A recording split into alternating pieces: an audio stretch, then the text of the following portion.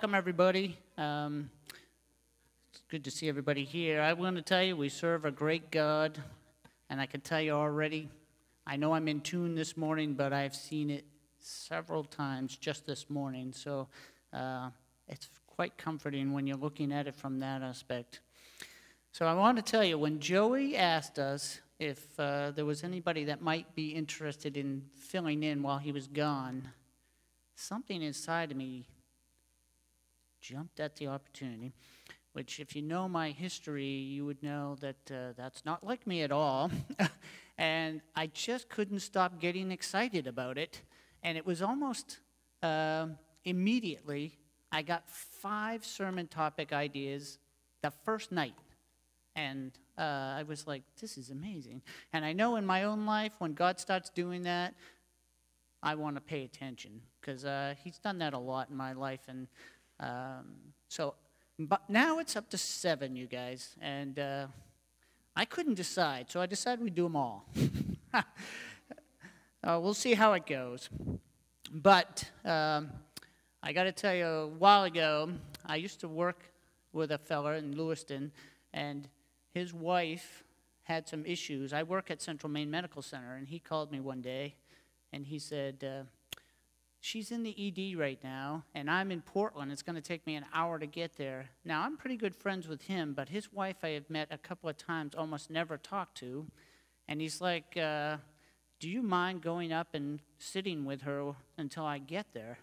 Now, I was thinking, this could be interesting, because I had hardly ever had much of a conversation with her before, and I went and sat with her in the ED, and I think she was dreading the fact that he ever called me, but I was trying to do my job the best I could and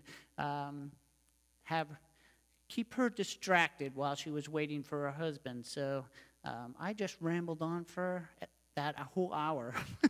She didn't say much. So you could be in for an interesting ride this morning. I guess that's all I wanted you to know. Now, also, people out there that know me, if you know me fairly well, you know I love numbers. And I've taught the middle school life group and Sunday school groups for, a good 20 years. And I usually love to do fun stuff with numbers. And while I was thinking about what we were going to do this morning, I thought we'd get warmed up with a number thing. So, number I thought of this morning, I don't know what this came to me, but anyway, Easter is April 5th this year, and Christmas, everybody knows, is December 25th. So for some reason, I got to thinking about if the timeline for Jesus' life was from December 25th until April 5th. So that was his lifespan, and most people agree that he lived 33 years. My mind started wondering how old he would be right today if that lifespan was like from December 25th to April 5th. And I figured it out, he would be approximately 9.1315 years old today.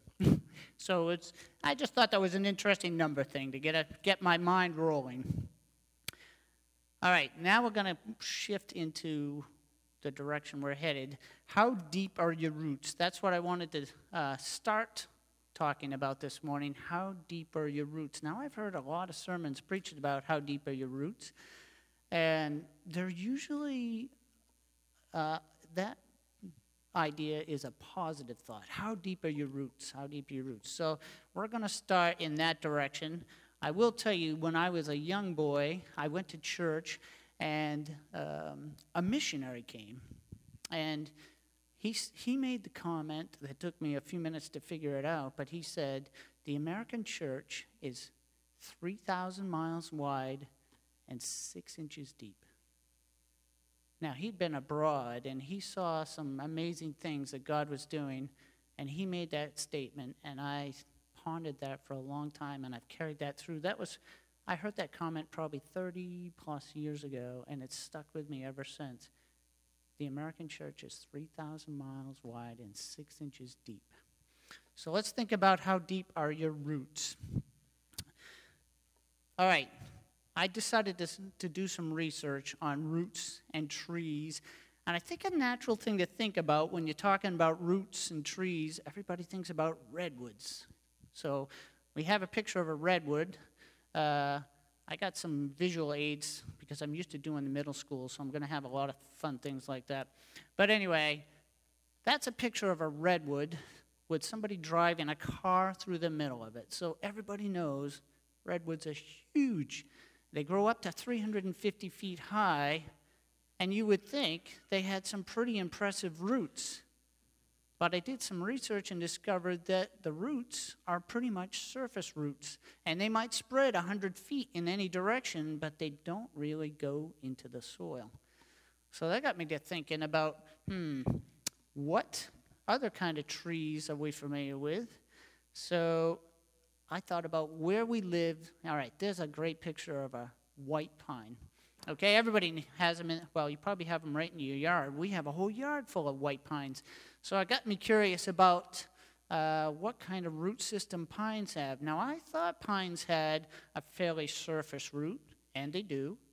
But then when I got to researching it a little bit, it said that they have a tap root. Now, if you're familiar with that, that means a lot of the roots spread out, but the main root shoots right down into the soil. So the pine tree that we're familiar with has fairly surface roots, and then it has a tap root that drops right down. So then the other common tree that I got to thinking about was an oak tree, the mighty oak tree. So we got, the oak tree actually has a fairly deep root system. From what I read, the roots will go down as much as 15 feet. Now, in trees, there's three things that determine how deep the roots go. And if all those things are present, the roots will go down. And those things are the amount of water, the amount of oxygen, and soil compaction levels. I thought that sounded pretty cool. So what that is soil compaction levels is the amount of voids there are in the soil to allow those roots to penetrate, okay? So if all those things are optimal, the roots will drop down. But if you have hard soil and things like that, the roots will stay pretty much on the surface. So the scripture verse that came to my mind when I was thinking about roots was the parable of the sower. So the parable of the sower is found in several different places, but the place I chose to take us was Matthew 13, and it's verses 1 through 9. So anybody that may be following along, I'll give you a minute to get there. I cheated and I typed them all out, so I have them right in front of me. Okay, in Matthew 13, verses 1 through 9, it says, "That same day Jesus went out of the house and sat by the lake. Such large crowds gathered around him that he got into a boat and sat in it, while all the people stood on the shore. Then he told them many things in parables, saying, 'A farmer went out to sow his seed. As he was scattering the seed, some fell along the path, and the birds came and ate it up. Some fell on rocky places where it did not have much soil. It sprang up quickly because the soil was shallow, but when the sun came up, the plants were scorched, and they withered because they had no root. Others' seed fell among thorns, which grew up and choked the plants. Still other seed fell on good soil, where it produced a crop, 160 or 30 times what is sown. He who has ears, let him hear.'" Now, in our life group, we actually did a series on parables, and I'm sure everybody in this room is familiar with parables, but we usually define parables as a story with a deeper meaning and quite often a biblical meaning. So I got to thinking about that. If Jesus was alive today and he was talking to us, how would he have started this sermon? Would he have said, "A farmer went out to plant potatoes? A farmer went out to plant blueberries"? That's what we have in the state of Maine, so I was trying to bring it close to home in my own mind. He was out planting potatoes and blueberries. Everybody's familiar with that lives in the area. Now, I don't think it's really described what kind of seed was being sown here, but you can get the picture. He was out in the field sowing seed, And if we have this being the path, if I was trying to sow here, some of those seeds might fall on the walkway, which would be the path. And then some of those seeds are going to fall in various places as he's sowing the seed. And I was trying to think about what kind of seed the sower might be sowing. And I guess I kind of got the feeling that it might be either some sort of wheat or barley. So I did a little checking on wheat and barley. And I found out that wheat makes much better dough than barley, but it is susceptible to drought and it needs good soil. So barley, however, doesn't make as good dough, but it's more, it can handle the drought and it can handle the poor soil. So I guess I'm kind of thinking it's quite possible the people there might have been getting a picture of sowing wheat, because wheat, we know, needs good soil, and wheat, we know, needs all the right things for it to grow correctly, so it would be more susceptible to these issues. So I got to thinking about what types of soil we have here, and in Joey's honor, I tried to keep it in the alliteration thing going so that we feel like a normal week here. So, soil number one, I like to call it the trampled soil. Okay, that's the pathway. That's where we get out and we're casting the seed and it ends up falling along the pathway. And that pathway is packed down, it's hard, and the soil and the seed is not penetrating that pathway, so it stays on the surface. And if we know anything about seeds, we know that seeds on the surface are not likely to prosper, and they're going to get eaten up by animals, and they're not going to produce much of a harvest, if any at all. They're going to get trampled on. Even if they start to grow, chances are they're going to get walked on. So the seed that fell on the trampled soil, that seed doesn't do so well. Then the next one, I decided to call thin soil. So that's the soil that has a layer of rock underneath it. Now, at our house, we have a few places that I've tried to dig into the ground a little bit, and there's ledge right underneath the ground. So this is the kind of seed that fell on, it looks like good soil. It has all the, from the surface, it looks like it's good soil. But once that seed gets into the soil and it starts to sprout up, it can't get down in. It doesn't have those three things that it needs: water, oxygen, and soil compaction levels. The soil compaction level is going to stop it from prospering. So the thin soil, even though it looks good on the surface, again, the seed doesn't prosper. Then the third one, this one's obvious. This was the one I wanted to go with to help me get started, the thorny soil. Okay, now this soil is actually, from my perspective as I see it, good soil. Okay, it's seed that was thrown on everything looking like good soil, but though the issue with that soil is the seed was not alone.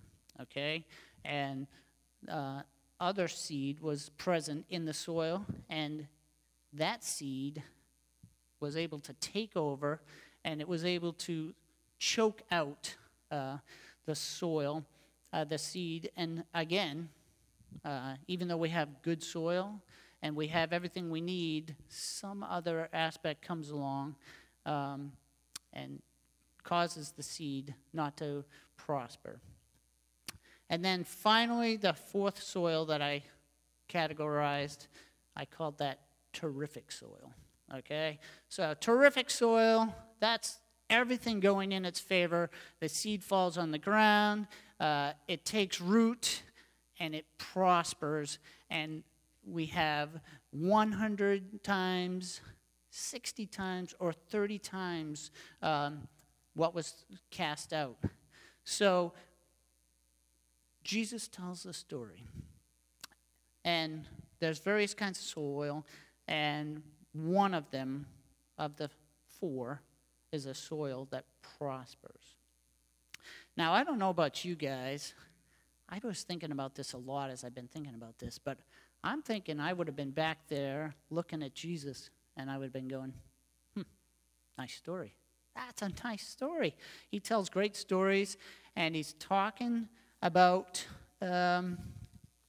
seed and soil and things that I can picture, but I'm pretty confident I wouldn't have made the shift to the deeper meaning. Okay, I'm pretty thankful that we have the disciples, because the disciples, it says in the book of Mark, that the disciples actually came to Jesus and said, I don't get it. I don't get it. Why are we talking about planting and sowing, and I don't get it? So I was like, as I read this, I've always thought, thank you, disciples, because I would have been sitting there saying, I don't get it. Why are we talking about this? So for the disciples' sake, Jesus just goes ahead and defines what the parable's deeper meaning is for us. And that's found in Matthew 13, verses 18 through 23.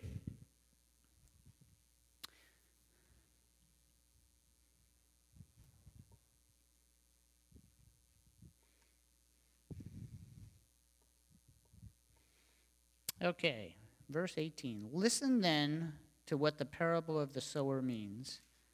When anyone hears the message of the kingdom and does not understand it, the evil one comes and snatches away what was sown in his heart. This is the seed sown along the path.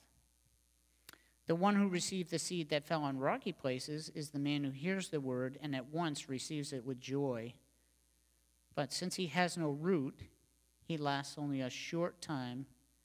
When trouble or persecution comes because of the word, he quickly falls away. The one who received the seed that fell among the thorns is the man who hears the word, but the worries of this life and the deceitfulness of wealth choke it, making it unfruitful. But the one who received the seed that fell on good soil is the man who hears the word and understands it. He produces a crop yielding 100, 60, or 30 times what was sown. So I spent a lot of time thinking about this in the last few weeks. Who are the recipients? Who are the recipients that Jesus is talking about here of the word? And this time I decided to go with the letter P. So the first group of people I decided to call the pushovers. And the pushovers are the ones that the message comes to them, they hear it, they're excited, but it doesn't get a chance to go anywhere because life, the evil one, comes along and steals the message, and it can never take root in the heart of the person that hears the message. So I call them the pushovers for lack of something better, but so these are the pushovers that got the same message that other people get, but along comes the evil one and gives them this little nudge, and the pushovers forget, and the seed doesn't get a chance to take root, and it doesn't prosper. The second group of people, I call them the persecuted. The word comes to them in the same manner, so we could be talking about 4 people sitting side by side, all in the same row, all hearing the same exact message, and all having completely different responses. So these are the persecuted. When the persecution comes, and I can tell you this, I've been a Christian for quite a while, and persecution will come, and it comes, I have to say, a lot of times from the most unlikely people. Sometimes people that you would never guess will persecute you, and they will start getting your mind thinking, and sometimes that's good because then you start going, oh, maybe those are good questions. But then there's the peer pressure, however it all works, whatever kind of persecution you're facing, once that pressure comes along, you don't stand up. Now, I just as I was standing here, God does this to me all the time, I was thinking of a story that I heard a long time ago about a group of people in a church that were in a communist country, and soldiers broke in during church, and they were demanded to denounce this Jesus Christ or be shot. And to show that they were denouncing Jesus Christ, there was a big picture of Jesus in the doorway. They would walk out of the church and spit on Jesus' picture on the way out. And if they were willing to do that, then they were allowed to live. Now, several people walked out that door and spit on Jesus' picture. Now, unfortunately, that's huge persecution right there, folks. I'm praying that we will never see that kind of persecution, but that is like life or death persecution. But eventually there was a young woman who came out of that church in tears, took her dress and was wiping the spit off the picture and hugged the picture of Jesus. And she didn't give in to the persecution. Now, I don't know whether or not she got shot. I can't remember that far into the story, but that's what kind of persecution we're talking about. Now, in our country, I think it takes a lot of different levels, but basically people get teased and different things like that, but they face all forms of persecution, and these are the persecuted ones who don't stand up under the pressure. Okay, and the third group of people, I called them the prosperous. Geez, I had to take a minute and think about why I called them the prosperous. Anyway, these are the people that hear the word, but they got a lot at stake here. They're wealthy, and they've got a lot going for them as far as the world is concerned. So their wealth is actually a hindrance for them. So they don't get beyond the wealth part of things. So the word lands, but it gets choked out. And it isn't allowed to prosper. It's not allowed to produce fruit. The cares of this world choke it out. So the prosperous people, that's what I called them.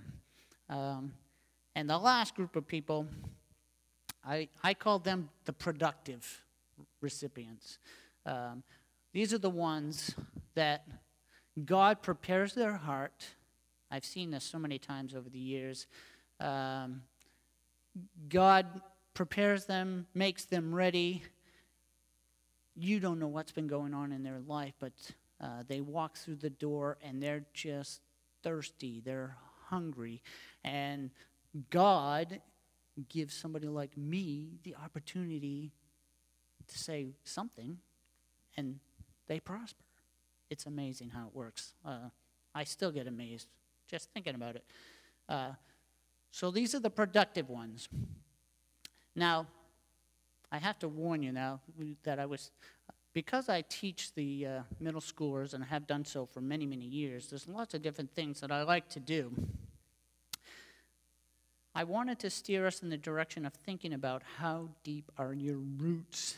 And this sermon would normally head in that direction, but let's think. I'm going to have a little quick discussion about baseball for a second, because I want to make a little transition here.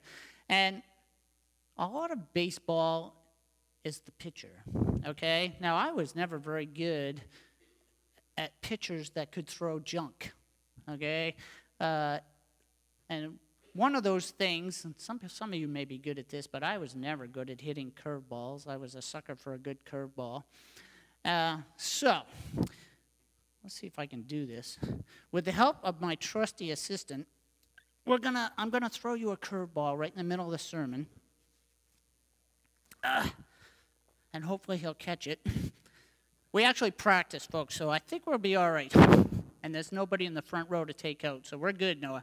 All right, this is my curveball for you. Okay, he succeeded.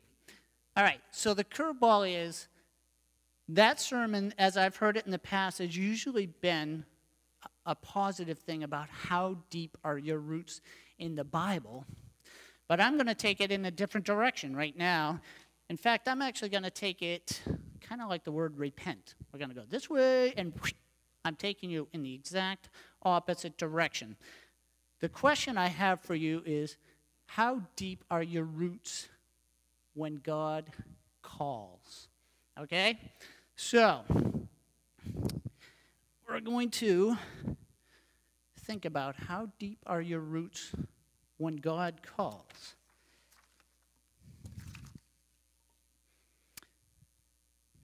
So, the original example that I gave, it would have been thought to be good to have deep roots in the Word, to have good soil, and for your roots to be deep would be thought of as a positive thing.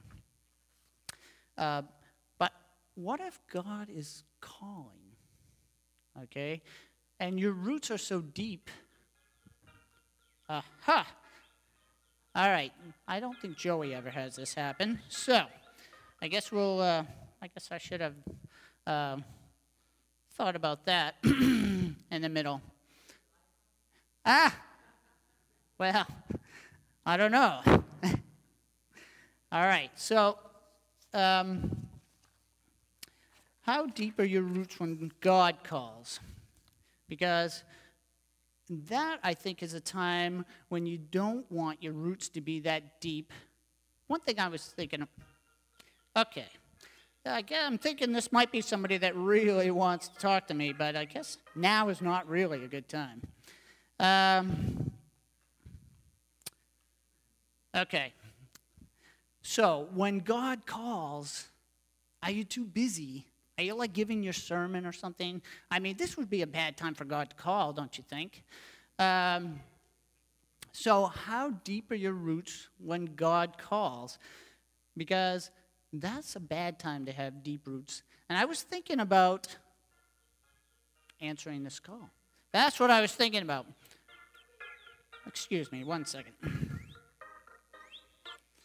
Hello. Yes. Well, you know, I'm a little busy right now. Well, yeah, of course you do know that.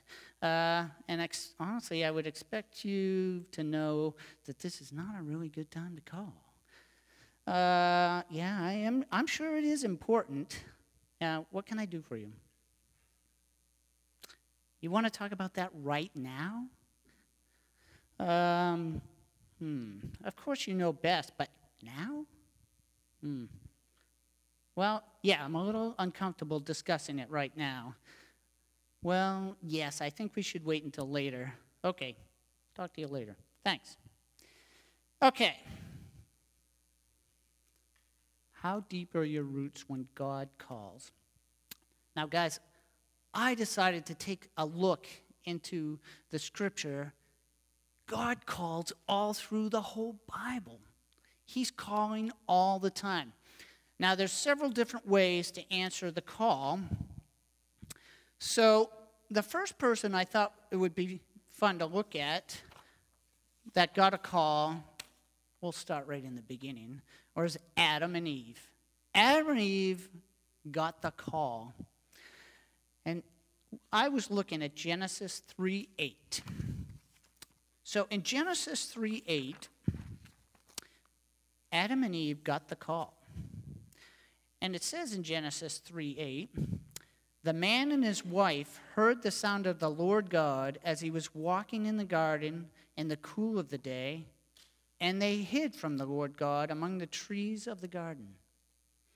So the first response that I wanted to, now you guys all know I work as a phone man. I've been a phone man for 30 years, so it's kind of, the guy I work with told me I should do this and have some phone-related message. So he steered me down this path, even though he doesn't know it.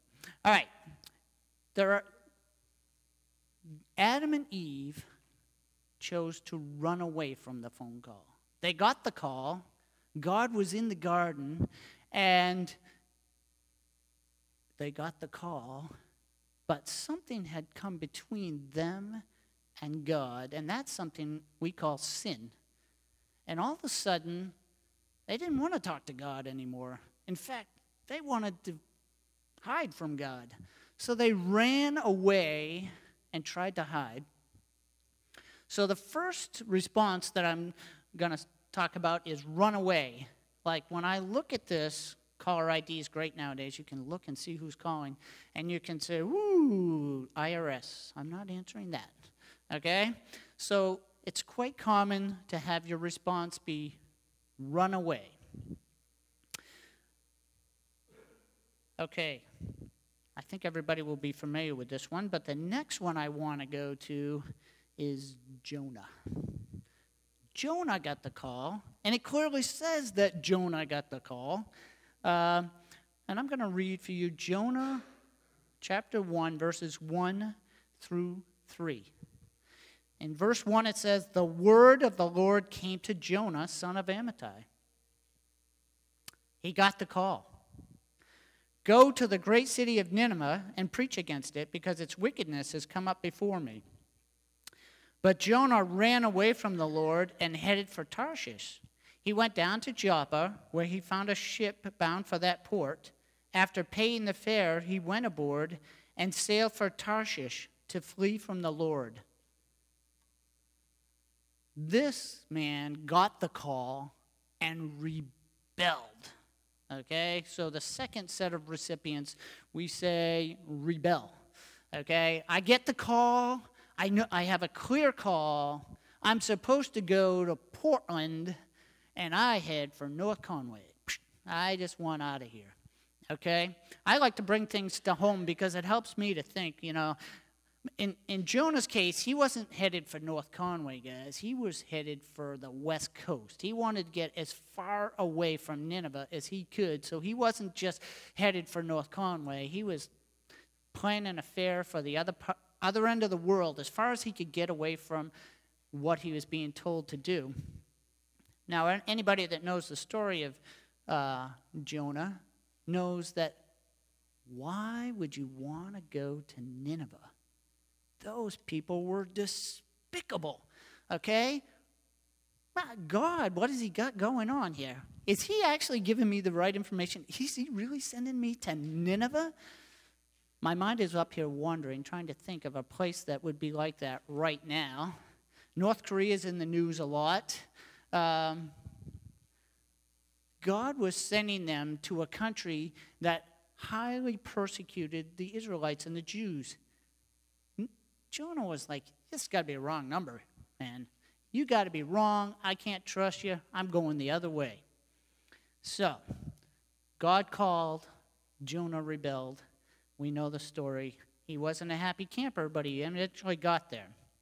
Okay, now we're going to go to 1 Samuel chapter 3, verses 1 through 10. If you haven't noticed, I like to bebop all around through the Bible. I really enjoy doing it that way. So, in 1 Samuel chapter 3, verses 1 through 10, "The boy Samuel ministered before the Lord under Eli. In those days, the word of the Lord was rare. There were not many visions. One night, Eli, whose eyes were becoming so weak that he could barely see, was lying down in his usual place. The lamp of God had not yet gone out, and Samuel was lying down in the temple of the Lord, where the ark of God was. Then the Lord called Samuel. Samuel answered, 'Here I am.' And he ran to Eli and said, 'Here I am, you called me.' But Eli said, 'I did not call. Go back and lie down.' So he went and lay down. So Samuel got the call, and this is one of those where it was like, anybody recognize that number? Nope, don't recognize that number. Okay. But this guy was persistent. I've been through that before. All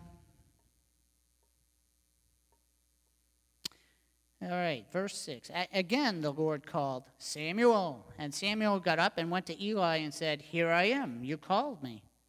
'My son,' Eli said, 'I did not call. Go back and lie down.' Now Samuel did not yet know the Lord. The word of the Lord had not yet been revealed to him.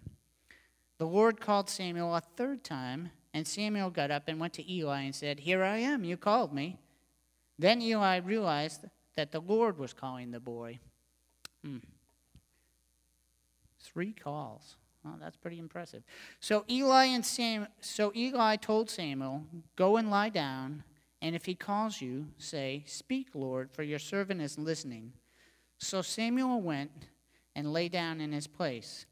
The Lord came and stood there, calling as at the other times, "Samuel, Samuel." Then Samuel said, "Speak, for your servant is listening."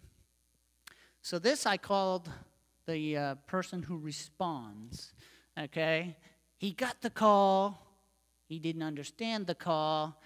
Made me think of the Apostle Paul in the New Testament when he was on a mission to get somewhere, and right in the middle, God said, "No, I'm going to call you, but you're not going where you think you're going. I'm sending you to Macedonia."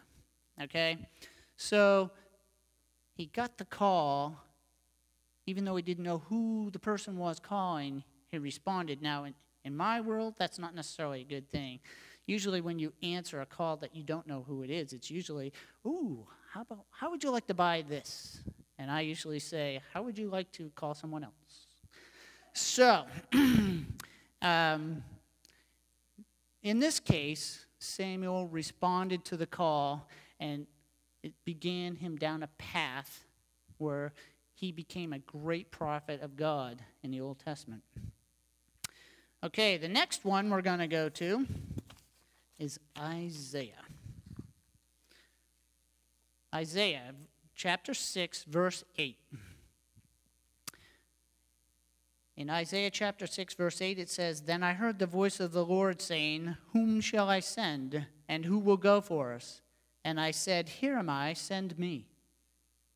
So I called this Isaiah replied. Okay? He was watching the scene, and God was like looking out and saying, "Who am I going to send?" And Isaiah was like, "Here, pick me, pick me, pick me." So he replied to the call. He got the call, and he replied to the call. And again, another great prophet of God. So he replied to the call. And the last one I want to look at, I'm watching the clock from up here, so I know I'm cruising along. Matthew 4, 18 through 22. These are your disciples. And I have to tell you guys, from the first time I ever read this story to even now when I was preparing to do this discussion, this sermon, I always am amazed at how this is worded. So I'm going to just go through it. Matthew chapter 4, verses 18 to 22. "As Jesus was walking beside the Sea of Galilee, he saw 2 brothers, Simon called Peter and his brother Andrew. They were casting a net into the lake, for they were fishermen. 'Come, follow me,' Jesus said, 'and I will make you fishers of men.' At once they left their nets and followed him. Going on from there, he saw 2 brothers, James, son of Zebedee, and his brother John. They were in a boat with their father Zebedee, preparing their nets.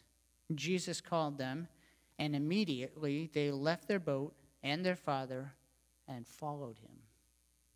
So these guys, they reacted to the call. Jesus came along, saw them fishing, saw them at work, said, "Follow me," and dropped it right there. I'm trying to picture how I would respond if I was in the switch room at Central Maine Medical Center working away at something, and Jesus walked through the door and said, "Follow me, and I'll help you call people to God." Okay? I'm not so sure I would drop my punch tool back in the bag and walk out the door. I've always been very impressed with this. I think for sure they knew Jesus before he actually had this conversation with them. But he called, they reacted, and they became 12 of the most influential people that ever lived. The gospel is spread all around the world with the foundation of the 12 disciples.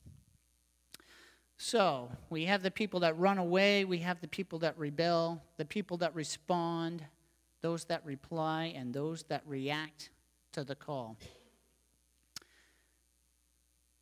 So it occurred to me that God calls every day, multiple times a day, many calls.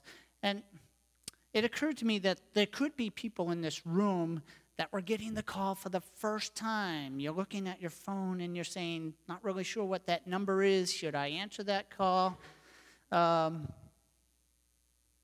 If it's God calling, answer the phone. Okay? I think people will know that. Most of the people in this room, I think, have answered that call. So that's the introductory call. But God's calling, and today I was thinking, how many people might God be calling today to shovel out the neighbor's walkway? Or if you see somebody off the road, push him out of the snowbank on the way home. Hard to know what kind of call you're going to get today. God's calling all the time.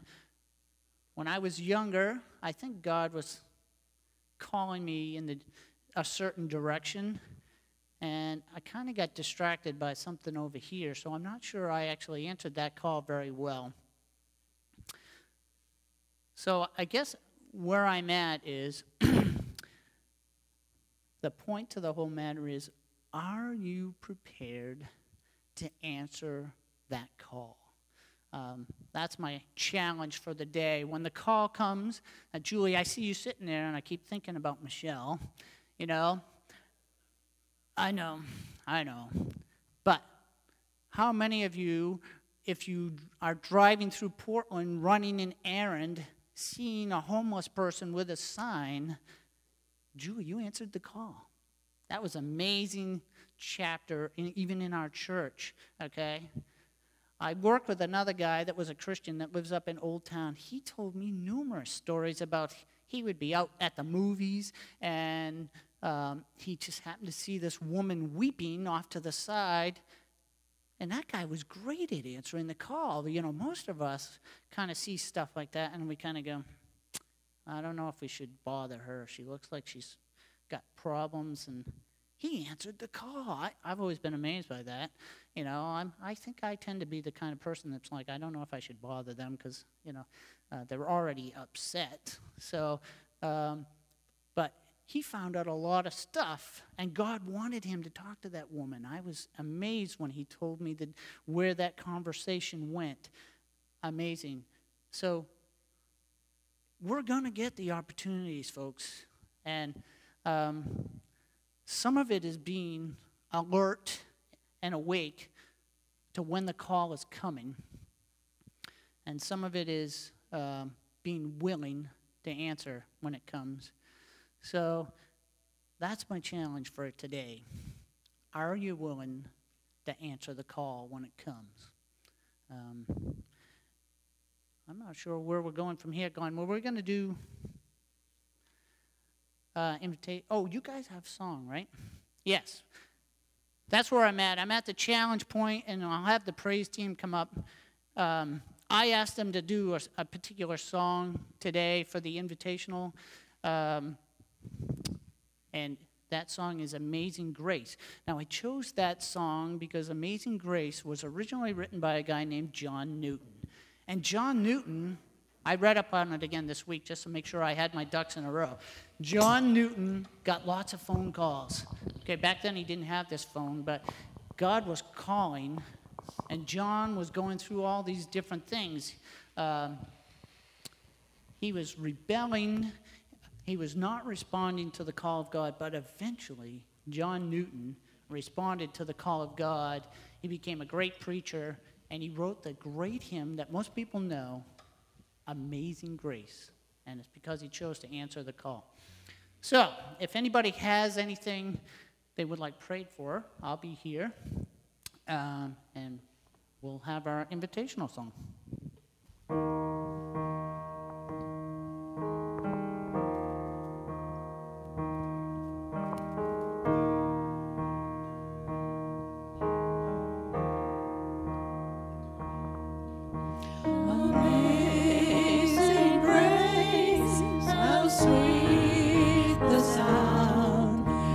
Saved a wretch like me.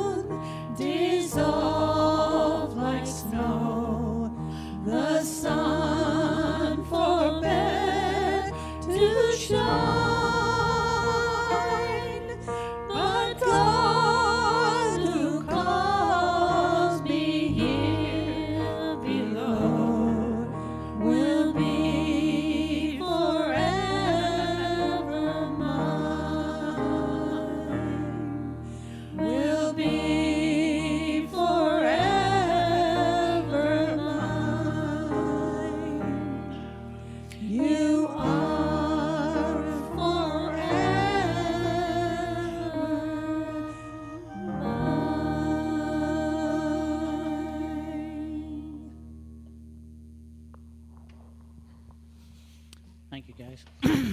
All right. I don't know about if we have any announcements, but the question for the day is, how deep are your roots when God calls?